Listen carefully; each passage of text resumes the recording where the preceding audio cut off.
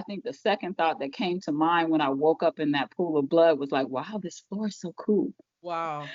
Those three things I think was the perfect Yeah. storm for that kind of just really, really kind of freak accident. The non-white allies, and by those I mean our Latin brothers and sisters, our Asian brothers and sisters, those even our Persian and Indian brothers and sisters. Hmm. I'm finding that I'm finding that they can sit on the sidelines, but at the same time they want to benefit from the struggle. You want to Hmm. benefit from the struggle, but you don't want to put no skin in the game. So Right. I'm just so disgusted. The American passport has always been the gold standard of the world. Mm. And it has basically been reduced to a coaster. Ladies and gentlemen, today I have a special guest for you as an amazing story. She's a corporate tax consultant living in Phoenix, Arizona. And I tell you what, this story of triumph and resolve is something that is going to inspire you. And if it doesn't, then, we need to work on that. But today on the show, we are discussing a life altering accident that my guest experienced a couple years ago. She will share with you how she found the strength and the grit to rebuild her physical health and her life. And then, secondly, how she wasn't financially ruined over the freak accident, the mindset, the skills, and the strategies she used to come back better than ever. And then last, we're going to pivot to how Vanessa is using her voice to help produce change in our society. So, ladies and gentlemen, I'd like to welcome you to the Reinvent You podcast, Miss Vanessa Smith, baby.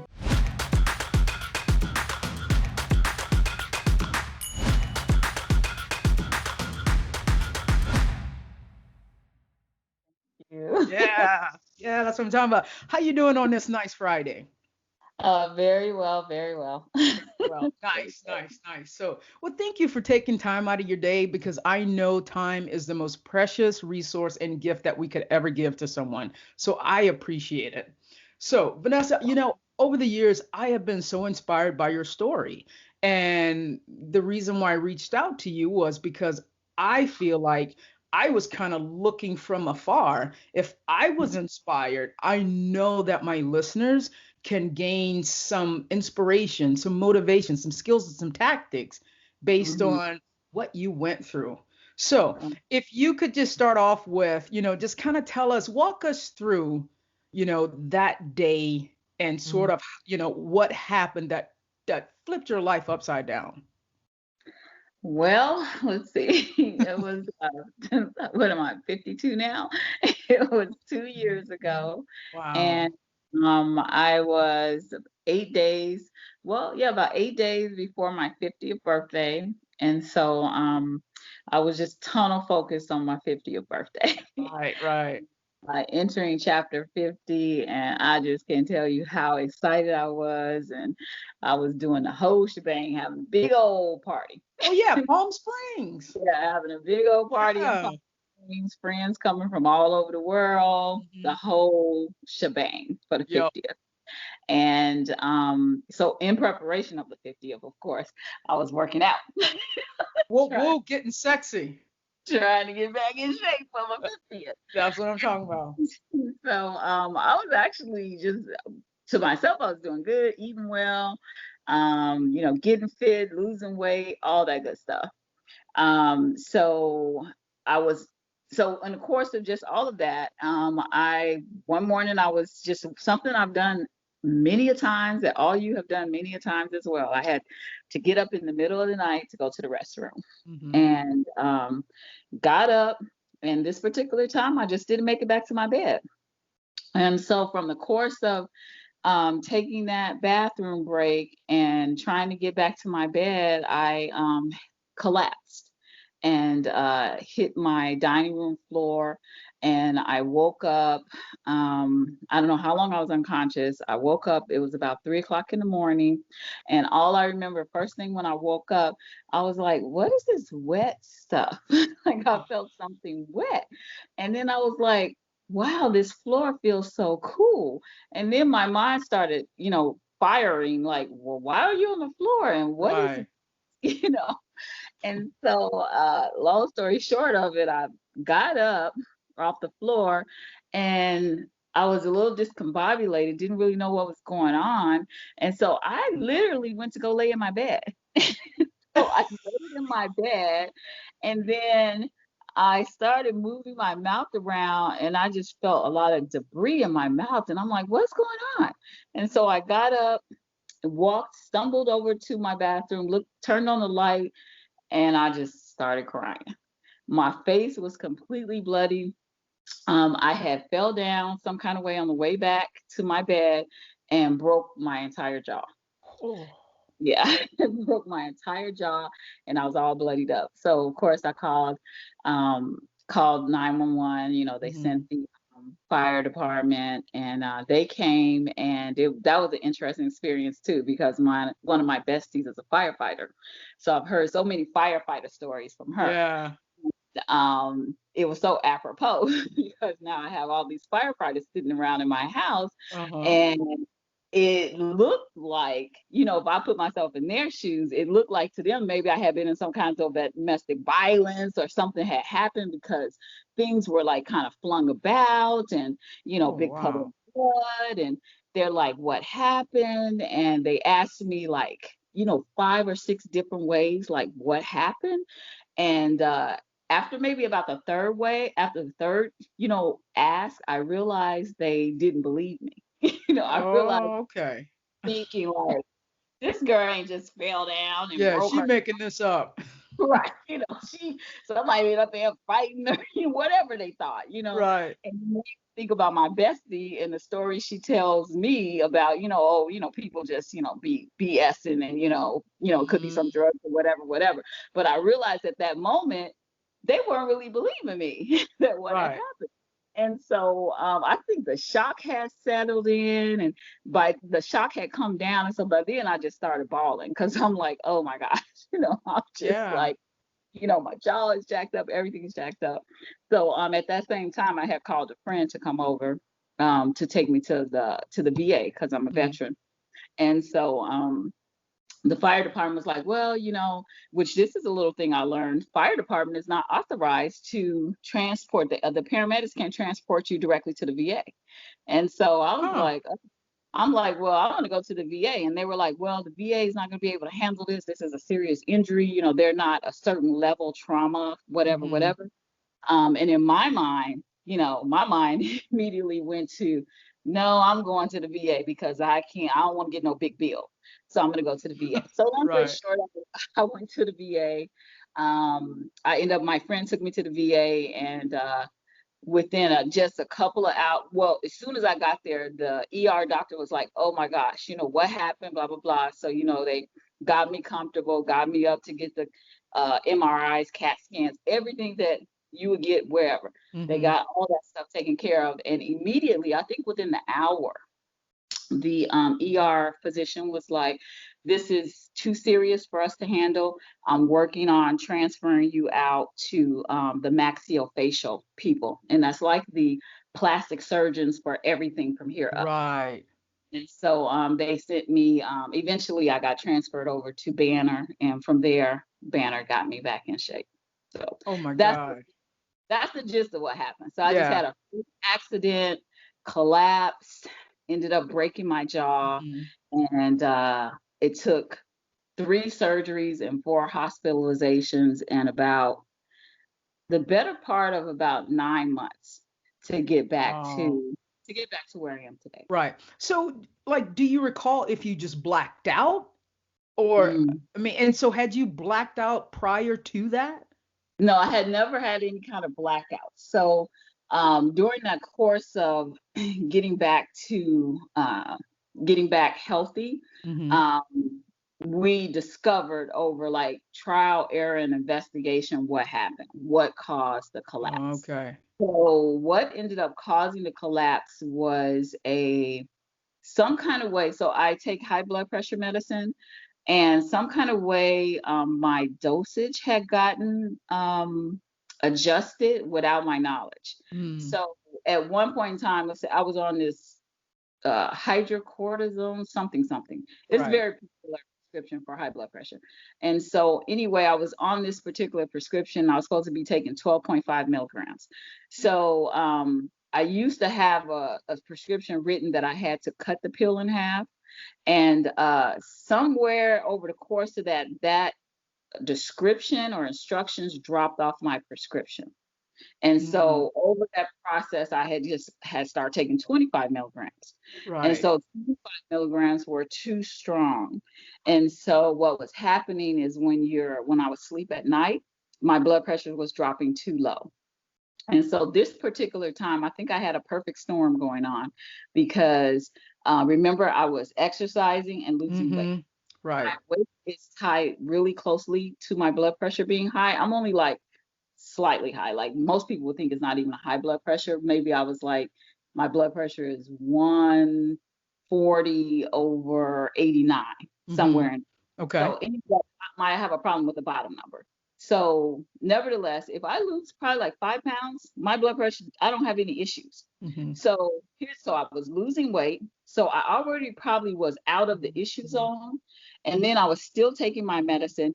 And some kind of way I was taking too much of my medicine. I was no longer cutting the pill in half. I was taking the whole pill. So I Right. had that going on, losing weight. The prescription dose was too high. And I forgot to turn the air on. So Oh it was a shit. hot, So you were hot. many things Perfect going on. storm. Perfect I had a storm. perfect storm, Yeah. which I remember getting up thinking, "Oh my God, it's hot in here. Why is it so hot?" And then that's why I think the second thought that came to mind when I woke up in that pool of blood was like, "Wow, this floor is so cool." The Right. floor Because you were so hot. is hot. Wow. Those three things I think was a perfect Yeah. storm for that kind of just really, really kind of freak accident. Absolutely. See, and that's a lesson within itself because, we all fill our prescriptions at a pharmacy and we just assume, I know I do, that everything's going to be as it's supposed to be. I have never gone to pick up a refill and gone, oh, let me check and see if that's the exact same thing that I was taking last month. So that is definitely something that I'm going to start doing. Oh my Exactly. goodness. Right. So I remember when you first had this accident, they wired your jaw, your mouth shut. How, because how long were you wired? And talk about just how you mentally got through that space, because I know we can all be grateful and go, well, I'm still alive. But still, we're talking, I mean, that completely changed your whole well-being. Yeah. Yeah. And also from a standpoint of how do I put this? Like you have to remind yourself to be humble and be grateful. And that was a real kind of like slap in the face. Because remember, I'm 8 days out from my 50th From your birthday. 50th. Yep. So I'm not gonna lie, I'm just as vain as the next woman. So, I'm worried about looking fly and all Right, this right. stuff. And I get to the hospital and I get with my surgeon and they're like, oh, we got to wire your mouth completely shut.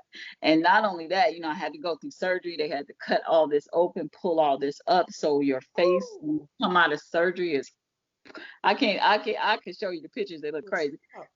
So I just was so swollen. And the first go round, I had 3 surgeries. So Mhm. the first surgery, they installed these wires. It's almost kind of like braces, but Right. it's a little bit more painful than braces because the hardware is into your gums and your bone, like it's screwed all in here. Right. So that was the first go round. They did that, and then they put in a little bracket to connect the hairline fracture in the jaw. And from there, they used the hardware, and then they used rubber bands, like the kind you get for braces. Right. But these were like, let's say, 20 times stronger than that. So they connected the hardware from here to here with these rubber band things. And so they provided zero movement, couldn't open your mouth at all. So Right. zero movement, completely clamped down. So that was the first go round. And that was hard because I still had my party. Yeah, and because I remember we were invited, but I was working theater camp, and I remember seeing the pictures of all the delicious food that was just the spread. You know, so I was in the mindset, hey, I've already put out all this money. The party's gonna go on. Friends have already made the outlay for Yeah. tickets, whatever. So that was a test. You're talking about grit. Now that was a test of grit to proceed on, because of course friends were advising me, oh, don't, just don't worry about it. I'm like, oh, forget it. Let's just do it. It is what it is. Um, but to me, the biggest part of that was I was still able to cook. so, Oh, so so you I were making all this food? couldn't eat, I couldn't taste. So I had two tasters. My mom is she doesn't like that much salt for her food, and then I Mm, had a friend that likes her food seasoned as much as I do, and so those two were my tasters. And so I okay. was able to cook that full spread without tasting it myself. Oh my God. So what did you eat? How did you get your nutrients during that time? And how long was your mouth wired?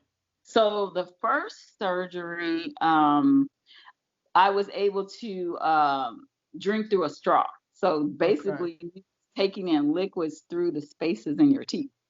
And so my Mm, mom, who is a good cook too, she made me some delicious, delicious like homemade soups and things like that. And right. so she cooked for me, and yeah, she made some fabulous soups and things. So that was the first go round. I was able Okay. to do that. But then fast forward, so first go round, I thought everything was going well. It seems like I was recovering nicely. And then I was going back in for surgery. It was supposed to just be routine surgery Hmm. to remember I told you they had all these hardware Yeah. screwed in now. So the plan was to go in to get these things removed.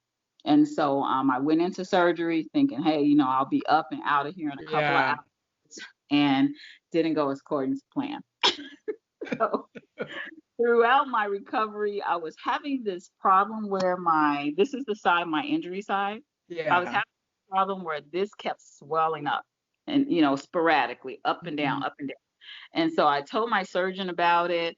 And she was, kind of like, okay, well, we'll take a look at it when we're in there. And so, anyway, long story short of that, went in for a 1 hour surgery, woke up, was in the hospital for 6, 7 days after that. So, they Wow. it was not healing. So the bone was not fusing together with the bracket. Not only that, the bone area had got infected, and it caused a blood infection. So I ended up having osteomyelitis, a bone infection. And so what they had to do is they removed a chunk of bone, like this much. They removed about, I'm going to say about inch and a half of bone that connects from Right. here to here. So they removed that. And then this time I was literally wired shut. No Mm. hands or real wires. So they left all the hardware and clamped everything down. And on top of that, they put in a feeding tube through my nose. So Oh.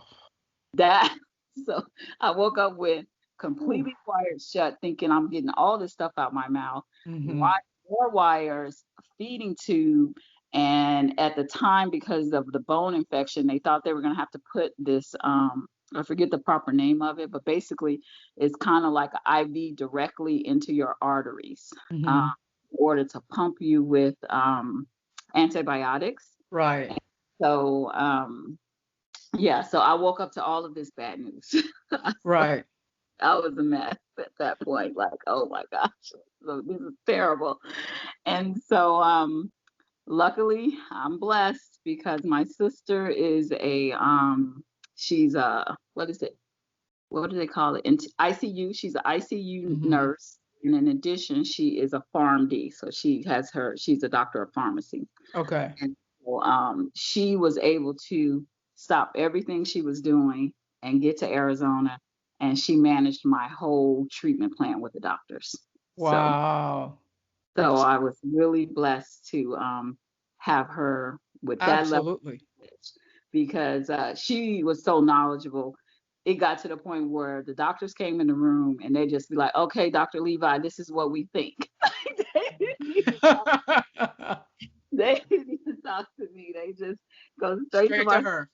get the approval for the plan, or she would, push back and be like, let's try this, let's do this, let's do that. Like she was Yeah. on stuff. Right. Because it And wasn't like you had an opinion.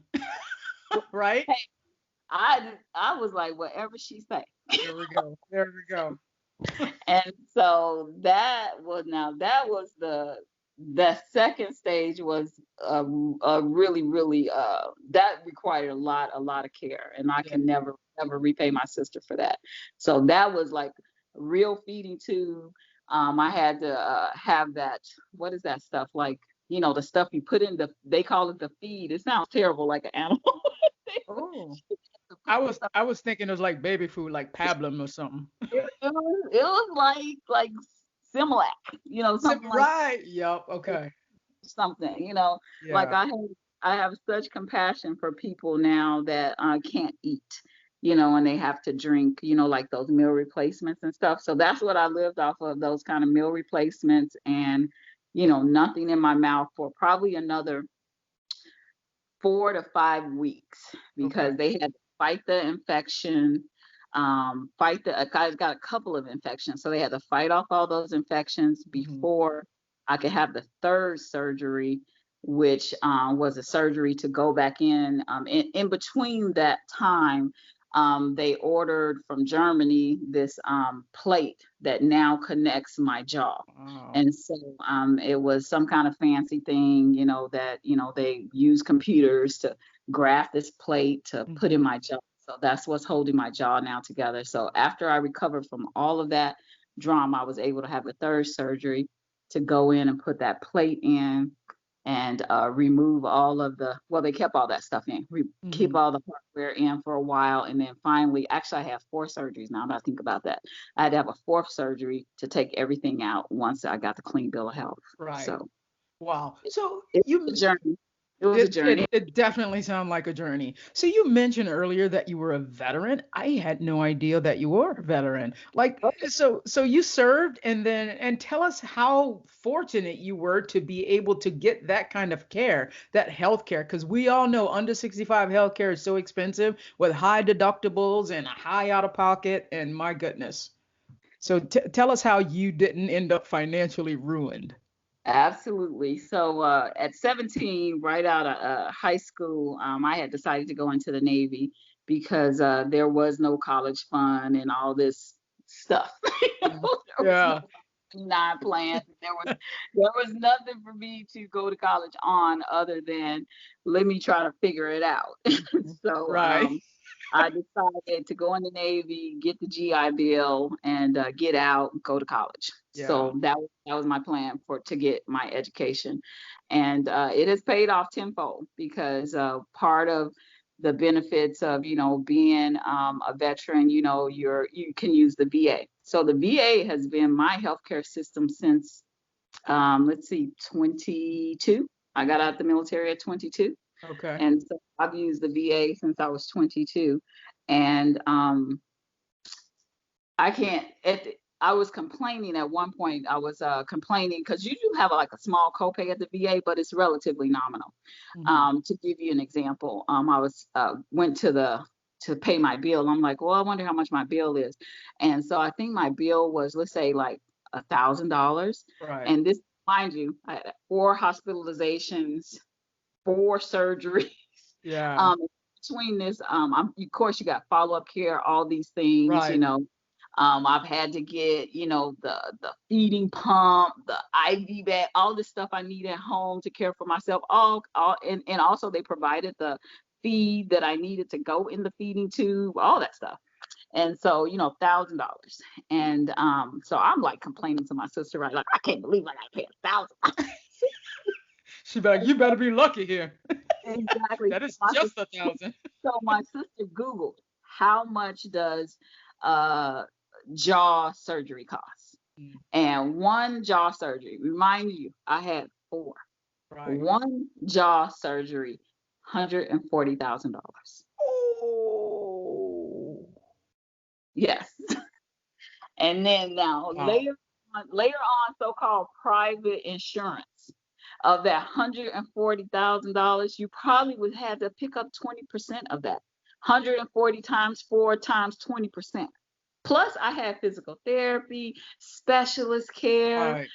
home. I had a whole host of comprehensive services Hmm. that got me back to where I am, and it cost me $1,000. So yeah, Wow. she That's incredible. yeah, so Yeah. she was able to ground me on that one, like shut up. Okay. Okay. Yeah. Tell me a little bit about your mindset through that whole process. I mean, because a lot of it is right here, because I know it's easy to go, oh, I'm blessed. I'm lucky to, but what was really your mindset? Um, I tell you, I went through ups and downs. I went through peaks and valleys. When it first happened, I think I'm such a taskmaster type person. Mm. So a whole party ahead of me, like, oh my God, I'm in this hospital. I'm getting my jaw wired. I got all this stuff to do in, 5 days and I what. still got a part of the plan. Exactly. So I was so focused on that. I don't think that it even had time to hit me what was going on. Right. And so I wasn't really too thrown back other than, kind of bummed out, I'm looking crazy for my 50th. This is not what I planned. So a little bit felt down, but not so down. Yeah. Um, then then recovery seemed like it was going relatively well. So I wasn't really too bummed out. I was just, like, okay, this is just a thing I'm going through kind of thing. But girl, when I woke up in that hospital with the one mouth wire shut, that tube down my nose, Oh, they talking about having to put this thing in my heart. Like, what? right. That is when, I'm sorry, my spirits went down, down, down, down. Yeah. And you know, I am blessed because I just had even when the accident first happened, I had army of friends that just came to my rescue. So I Yeah. had many people lifting me up tangibly, lifting me up spiritually, lifting me up Hmm. emotionally. So many people praying for me. It was just a real comprehensive source of support. Hmm. And I would say every time something went wrong, there was an intervention and it just worked itself out. Right. And I'm just not a big time religious or spiritual person, but people, friends that I didn't even think would be those kind of friends there for me for something like this Yeah. was there for me, and was calling me and was praying for me and Hmm. these things. And so that kind of helped keep my spirits up. Right. But I'm not invincible. So, I had points where, I was just, I would cry and I'm just like, why is Hmm. this thing happening to me? What is this? What am I to take away from it? Right. It hard during the process too. I even sought out to speak to, psychologists from the Hmm. VA. That just not going from being healthy to like, oh my God, my whole day was about doctor's appointments. You Right. know, appointment, this doctor, that doctor. Like my whole calendar, my sister was managing it for me, but my whole calendar was like, oh, we got to go see this person, got to go see this Hmm. specialist, go see that specialist. That's Right. so I, having a chronic illness, I just have so much empathy for it now because Right. it's just all consuming and it can definitely get your spirits down. Right. Definitely spirits down. Right. So, I mean, obviously this was a life altering, experience. What has changed within you based on going through that? Do you have a different outlook? I mean, you have a different appreciation for things. Tell me a little bit how you've changed. Well, I've always kind of been amongst my circle. I've kind of always been a free spirited type of person. Um, so it's kind of most people will be like, girl, you probably pretty much the same. But I would say I feel like I live even more for the moment. Mm. Where I lived for the moment, now I even live probably more for the moment. I'm not so worried about, what's gonna happen tomorrow because I think if anything, my takeaway for this was like, wow, I could have been gone before my 50th birthday, you And know, girl, you were planning that thing. and by the grace of God go I.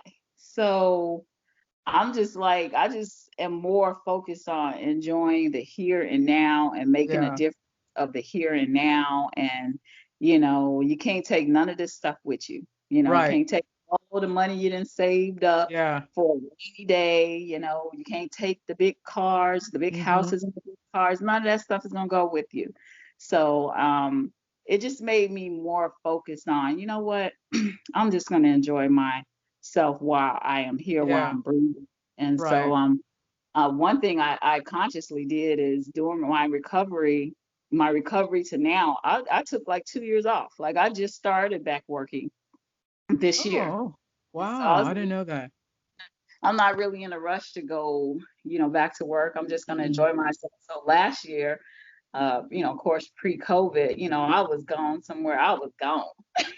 Yeah, I would see that you were jet setting all over. Exactly. I was gone. Yeah. I enjoyed myself. You got to take my birthday trip to Thailand, spent, a month in Nicaragua, spent the next 2 weeks in Belize, Oh, wow. Chicago. I just was rarely even at my 85013 zip code. I Yeah, wasn't yeah. even so yeah. Wow. So So, do you think mostly that provided a sense of urgency that I have to do this stuff now because that was in opposition where you a person who saved for the rainy day. Oh, I'm gonna save for travel. But it was like, no, I gotta do this stuff now. right, but I was always kind of a let's do things now, but I think it just kind of solidified my thought process more. Like, Yeah, what? Y'all crazy. You don't even know if you're gonna make it to 65. I'm about to go do what I'm doing right now. You know, like, so true. Yeah. I'm gonna enjoy my life right now while I'm here living. Oh, I love that. I love that. Yeah, because you don't know. So, Mm. very cool. Thank you for sharing that story with us. So, and being so forthcoming because a lot of the stuff you just shared is, personal stuff. But, Mhm. I've always known you to be an open book. And so I was like, I got to have Vanessa on. So, Yeah, try right to be. now, yeah, you are. You've always been so genuine and just nice. And we've had some good times and as we were talking about, but we shouldn't delve too far into that right now. But Right, right. where I want to go, because we are in such an important time in this what we call America, right? And I Hmm. know that this is a topic that you are also passionate about. And I want to transition from your life altering experience to the world and the society of injustice that we're living in. What is, like, if I said, summarize how you feel about what's happening today and, as, 2020, what are your feelings about the world that we're living in today? Well, right now, coming from a perspective of a world traveler, Mm, I'm just feel disgusted. The American passport has always been the gold standard of the world, mm, and it has basically been reduced to a coaster. We pretty much can't go anywhere with our passport. We can mhm. go down to Mexico, kind of, sort of, but you know, and we can't even go to Canada, and we can't go anywhere else. So this is interesting. For lack of a better word, this is just a very interesting set of circumstances Right. we are in as a result of, choices that people made. And yeah, I'm just kind of stuck on disgust, honestly, of Yeah. where we are right now. So, do you think that's largely due to COVID? I think it's due to COVID, but this is not just this has been compiling and Mhm. compiling and compiling. COVID is like the icing on top of the cake because there's so much other stuff that has led us to this point. Yeah. Um, with like, with just even from the standpoint from 2016 on, I just feel like we are steadily regressing as a society as opposed to progressing.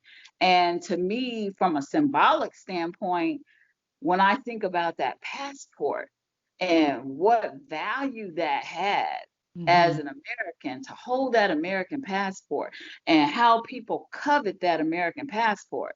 And at this point, that American passport isn't worth squat. Right.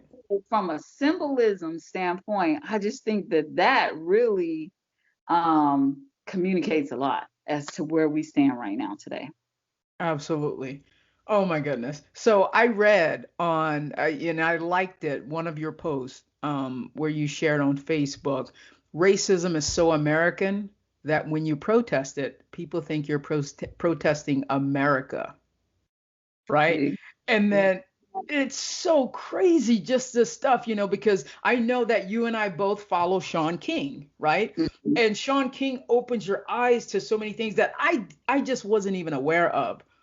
But when it comes down to like that post that you shared, that this is the America, what's your opinion on other people who contradict, the protest? Like we have the whole Black Lives Matter going on, and they just think, oh, this is their hoodlums, and true enough, there is violence that is being attributed to the cause, but there, other people coming in and doing their dirt.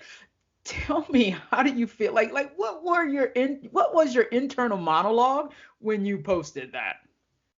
I think I was probably just at a point of being fed up because of the very reasons that you just described.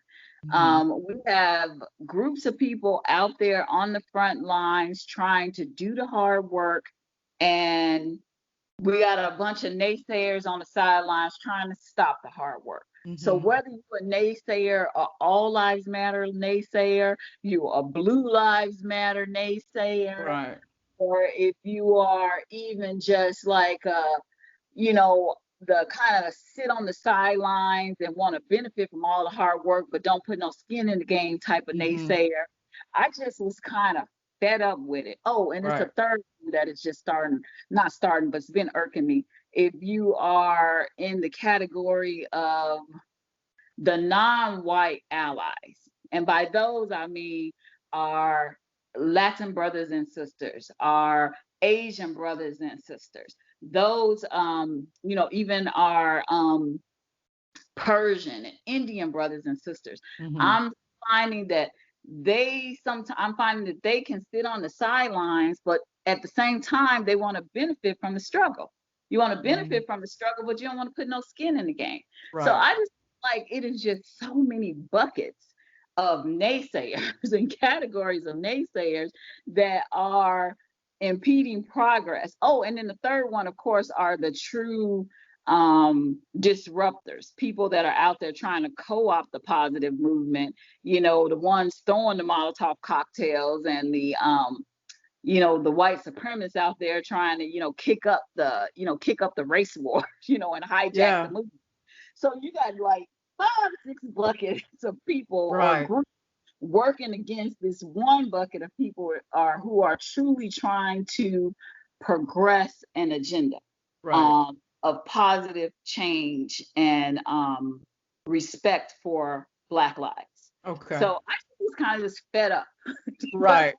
where most came from. The sense of like Disgust and I'm fed up. so fed up with the bucket of people that are working against people actually out there trying to do the hard work. Right. And it is so many people out there, with real skin in the game, and risking their life on a daily basis to advance, to advance this issue of social justice, racial justice, um, environmental justice, just trying to advance things that are going to benefit all of us at the end of the day. It's going to Right. benefit all of us at the end of the day and as a society. Absolutely. Are you familiar with QAnon? Of I'm course you are. Of course you are. I'm familiar with it from the standpoint of course, I'm familiar with it from the standpoint of I'm just very actively politically conscious. Hmm. So the rise of it definitely enters my world. So I have Yeah. to be educated on it. Like, okay, what is this new Yeah. non? I'm so baffled at the stuff that people believe. Like they literally just make this shit up and then people go, "Oh, it's true." This is where, that where the media isn't making us think, we're able to think for ourselves. Like as a matter of fact, I was speaking to one of my friends in Texas and I was like, "Girl, we got an election coming up. Are you still voting for that dude?" Mm. And the very next reaction was, "Well, what do you mean?" Well, Joe Biden's, into the child trafficking, and Oh my, that really whole Pizzagate thing. And I not. was Oh, like, blew my mind. and I can't. What do you do with those people? And this is a good friend. Blew my mind. What? And that's what I'm saying. I even have friends that I have had to distance myself from because Mm, I feel like one thing that this Trump presidency has brought out is exposure. yes. Yes. So it has exposed some people in my life where I feel like I probably consciously overlooked Yeah. the That elephant in the room. behavior and the elephant in the room. I have overlooked it. But I'm at the point now where I'm like, this is causing real harm, and I'm Yeah. not going to be able to overlook your tacit or even vehement support of Yeah. this situation. I just can't do it anymore. I can't do it anymore. And it is just like your friend and like people that, I've had to distance myself from. There are a lot of them. So that worries me. That worries me for the Yeah. next 15 days. It really worries me. Me too. And so it's like, what else can we really get out and do in the meantime? We want to turn Arizona blue. My brother lives in Houston and he called me up the other day and he said, "Are you working to turn your state blue?" And so I said, he's in Houston. I was like, "Are you working to turn your country of Texas blue?" Right. Because they're both, toss up could go either way. And I'm really afraid Mm-hmm. of the outcome. I am, like, for the first time. Like there's just such a difference because, you know, like now I'm going, "Oh, I love George W. Even HW." Because now when you look at them, it's like they were decent people, you They know? had they had decency about themselves for Yeah, sure. The policies were crap, but right. they at least he didn't operate from place of moral lessness and just from a place of hate and vitriol. That Yeah, just wasn't a thing. right. Girl, I just love your vocabulary. Vitriol. I'm just taking notes on, the something else you said earlier. I was like, "Oh," and then I mentally repeat it in my head, and I go, "Oh, vitriol. I'm gonna start using vitriol." I love that. I just had that popped up. So I know that there is no secret how you feel about the current administration, and I also am well aware of the fondness that you feel, that we all feel, for our former President Obama. Many people think that because he's black, we only love him because he's black president. That's what they think. But when you look at both, right, put them on the same page. And I remember one of your posts was like, "This is what decency looks like." When we was speaking with Kamala Harris. What are the traits and attributes that you miss from the presidential Barack Obama? Mm-hmm. What separates me? Before I even say that, I just like to point out where I find it so interesting that our love for President Obama is automatically discounted because he black and we black. Right. But on the other side, what have we had 44 white presidents, and white people's love and admiration for those white presidents are never discounted because they white and he white. They're right. That's a great point. Yeah. That is just one of the things that burns my biscuits. Burns my biscuits. This just burns my biscuits Yeah, that. But nobody want to eat burnt biscuits. right. Well, but moving on to your question, what I think the number one thing that sets those two people apart is empathy. Mm, President Obama governed from a place of empathy, and Trump does not. right. To me, that's just the bottom line. Okay. And President Obama was empathetic for all people, whether or not you were a Republican, a Democrat, an independent, white, black, blue, or indifferent. Everybody. He governed for all people. Right. Think about all the things that happened during his presidency. And visually, what comes to mind is like, like the really bad storms we had. Remember, we had that storm in New Jersey Yeah. right before that winter storm was horrible, came in and wiped out the whole Jersey Shore. Mhm. And President Obama hugging it was, I think it was an older white woman or whatever, giving her some comfort. He has so many moments like that, so Mhm. many moments like that across the board with America. Right. What does Trump do? Throw paper towel to the people in Puerto Rico. Mhm. Trash talk about the mayor in Puerto Rico. Right. Make people have to kiss the ring in order to get aid for disaster relief. Mm. His approach toward governing is so divisive. I've never in my lifetime seen anything like it. Neither have I. Neither have I. As a matter of fact, when he first got into office, I was like, okay, maybe he's really a Democrat at heart, but he ran as a Republican. If he's a Mhm. businessman, because I have a tendency to see the glass half full. And so Right. I just want to believe in the good in everybody. Initially, I just do. And so I just kept hoping and hoping and hoping. And soon, shit, the evidence was everywhere that no, I was wrong. My hopes were not going to be satisfied. And so I just cannot believe. I just can't. It's like it's a not. It's a fiction. It's a fictional story that we're living in, and I can't believe that we wake up to this every day. Me either. And Yeah, I'm hoping that we can close the book on this nightmare of a yeah, fairy tale yeah. November 3rd. November 3rd. If we all just get, I mean, because we got mail-in ballots, absentee ballots. We've always done that. It's not because of COVID. We've always done it because I don't want to go stand in the line for 4 hours. Do Right. you do you ever think you could run for public office? No. No, I I think I got the lip for it. but not the thick skin.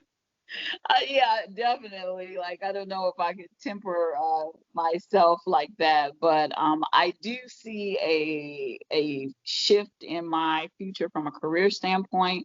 I do want to transition more into social justice work, specifically in the area of voter disenfranchisement. So ultimately, I am going to just, pull the plug and take a big pay cut and spend the latter part of my working years doing something that I truly get some benefit and reward from. Right. And that you're passionate about. Exactly. Right. I love that. Love that. So that's what, because that was going to be one of my next couple of questions. What did you see for Vanessa on the horizon in the next decade or so? Um, we've been talking pretty seriously the whole time. Hmm. To lighten it up a little bit, what brings you the most joy in your day, in your life right now? What is it that you absolutely love and love that you get to do?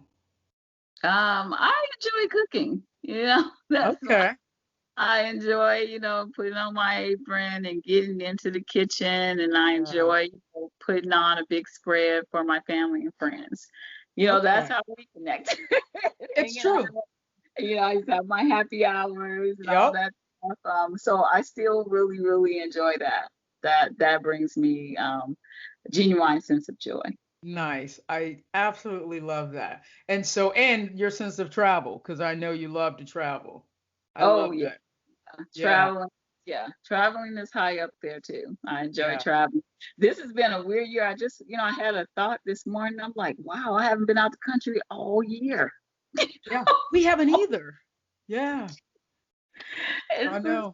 a when you're a world traveler, you just like take that for granted, being able to just Right. go somewhere, and it's just like, even I know people are going to Mexico now, but I've been, talking to different people who have went. It's really like hardly not that many people going, and Right. it's kind of blah, Yeah. thing. And then, they, don't seem like they're really following a lot of the protocols. So Hmm. it's just like it's not even worth it right now. Maybe just let things get a little bit more back to normal. Right, But because I just Dr. Fauci says we need to hunker down. till what did he say? 2021. He did say that. Yeah. 2021. And people don't realize that because we're being so selfish as a society and Mhm. so stubborn and so clinging toward nonsense of freedom, Right. and all this foolishness, it's prolonging the problem. Right. Just wear the damn mask. Quit griping about it. Nobody's trying to take your freedom and your guns at the same time. It's like nobody likes wearing the mask. Nobody. Exactly. It don't have anything to do with your freedom or your freaking guns. Come on, get with the program. Oh, I know. I know. Part of what we're discussing today is like it's crossed my mind that I was like, oh, I might lose some listeners today. But you know what? I think I'm gonna gain some that I'm better aligned with. So there we go. Yep. There we Hey, go. I love that. I love is that it? because I wanted to have an honest conversation. Or the other thing is you might open somebody's mind up to, oh, that's one way to think about it. Because Absolutely. I will try to be open to other ways to think about things, unless it's just buffoonery. Buffoonery, then I can't participate. Yeah. Oh, I love that buffoonery.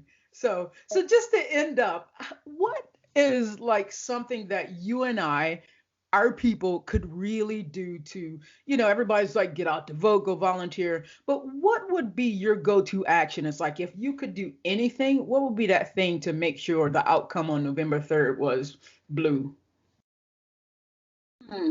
I think that we need to exercise our power more. I feel like sometimes it's like African Americans, we don't utilize our power enough. And I can give you a couple of examples. Okay. Like, for example, like with the churches.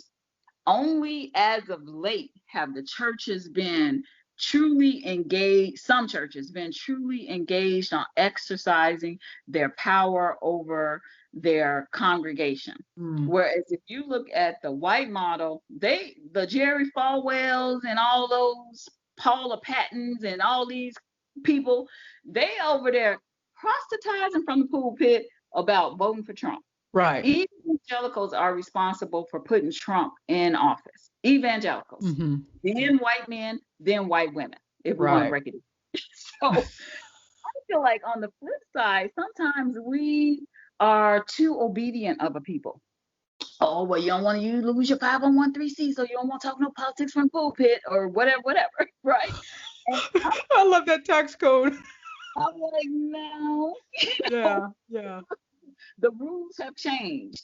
These people over here have no problem talking politics from the pulpit. So let's not handcuff ourselves um let's not handcuff ourselves and not try to help get our people out. And so I don't know if you saw a post I posted not too long ago. It was from a young pastor, The and he church. just, yes, baby, Yeah. he was giving the facts from the pulpit. Yeah. And that, I think, is what we need to do more. Um, Okay. Second part, on an individual basis, I feel like we also have that same kind of fear as individuals. So what I notice on Facebook, people don't hardly talk about politics. So politics and Mm, religion are one of the two most important things that affect and drive our lives. right. And those are the two things that we have kind of been, don't talk politics and religion. That's Don't true. talk politics and religion. And but the other side is talking politics and religion. You're So absolutely right. Yeah. give them that whole lane of which to operate, indoctrinate, and mobilize. And over here, we not even using the power of these platforms and social medias, and like how you're using your podcast, we're not even using our power of this lane to do the same things. Mm. Educate, indoctrinate, and mobilize. And so I just think if people just start even using their social media platforms more to speak truth to power. Hey, I'm voting Ooh, for Biden, and this is why. hell, you've motivated me to use mine more because I Yeah. like to stay a little in the middle. It's And true. ask yourself why. Why? Oh, I know why. Like the comment I made on a little while ago, I was like, because I want everybody to be happy. I want us all to get along. And so, yeah, but what good is that doing? But so we're self-censoring ourselves. Yeah, And yeah. at the end of the day, that in and of itself, think about the power that we're not using to multiply our message and multiply our reach. Oh, that's good. Yeah. Yeah. So See, I'm convinced. like we use this social media a lot. You got the Hmm. whole Twitter, but now I'm gonna say people on Twitter, baby, are we ain't playing on Twitter. The Twitter is, if you want some black political social consciousness, Twitter is where it's at. Yeah. But people on Twitter are not playing. They out there speaking, doing what they got to do. Facebook, I find, is more so like if you're in groups, then you see stuff. But just on Hmm. my regular timeline and stuff, I personally always, if I see somebody post something, anything about politics, I will stop and like it. Because I want that person to be encouraged. Hey, post some more stuff. Right. Post Even if you disagree with it. even if I disagree with it, I might post something to say, hey, what I don't agree with that, blah blah blah. Okay. But I Yeah. will take the time to stop and Mm. comment on it, because at the end of the day, at least that person had the courage to go ahead and post it, or not even courage. I won't say courage. At least that person had the wherewithal to use this part of their platform and activate their power as it relates to that, to amplify whatever they felt on this topic. Right. Oh, Yeah, wow. Okay. I love that. So, yeah. my goodness, we could talk about this all day long and still wouldn't even cover it. But thank you so much for everything that you shared. I didn't even know you were on Twitter. So, Oh yeah. you get, you know, everybody right now. I'm not on Twitter, but Shelly's on Twitter. What Oh, is your Twitter handle? Because I'm telling you, people are going to start following you. my Twitter handle is Armchair Pundit. Oh, Armchair. okay. And I think I have a play on the word pundit, is PUNDT. Armchair Pundit. Just DT. No, no I there. Yeah. Okay. Okay. And then where else would you like people to connect? Like I have your email. Would you like people to connect with Vanessa Smith on Facebook? Yeah, you can. Yeah, that's Okay. cool. No Okay. problem. Uh, All right. Twitter, I'm on Facebook. I'm kind of old school. I'm kind of at the point where I'm like, I don't want to manage no more social medias. Yeah. I'm being drawn toward wanting to do Instagram, but I'm like, what for? You don't need no more social. Well, it seems like you're getting all your fuel and your fire from Twitter. So there you go. Exactly. Put all your Exactly. ducks there. So Vanessa, thank you. This has been so much fun. It's been great catching up with you. And let's get back in the circle. Let's get back in it. And yeah, let's do it. Yeah. Oh, will do. Thanks for having me. If you like what you're hearing, and perhaps you're interested in having a complimentary conversation with me, click the link at the bottom of the show notes. Thank you so much for listening. If you even want to know more about what I'm up to, head over to traviasteward.com. And if you like seeing the videos of the podcast, every episode is on my YouTube channel. Take care, guys.